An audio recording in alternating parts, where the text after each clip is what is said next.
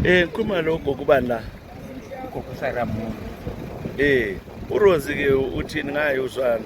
sizozeka uhlungu ngoba bengumama okhululekileyo umama okhuluma iqiniso isikhathi esiningi angaza kuzondeleyo sekuseni ntamba sayo sesihleka la sokuphelile asomuntu obophela umuntu isikhwili udatha ngikho embophela isikhwili lapha nxa kunje silahlekele sehlekeze limnyama esingawothi singalibhala ngani sele egcekeni ngoma ngoRose mina bemthatha njengomna wami ndayithatha njengosisi wakhe nxa nginje ngizwana lesizungu ukuthi namhlanje ngizahamba lo lapha yathi simbese kule emphasis kule nto nje asambe namhlanje sokuthi ngizahamba lo even abantu bakhe benthatha njengomdala ngokuthi sisukele khatshana lo ngathi sikwanise 20 years siphila sonke anzange ngibone kuyi wakhe angaze siyaqaphela ethi ntamba kahle sisi sokuphelile sesizihlekela kungalantweni manje emarket lapha lithengisa khona lizakhulunyelwa mbala kakhulu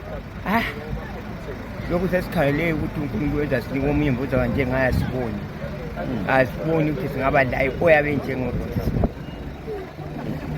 wayemela into yakhe wayimela njalo yimela ngeqiniso wayengajintshi ngathi lokhu ngiyakumela wayekumela kuphumela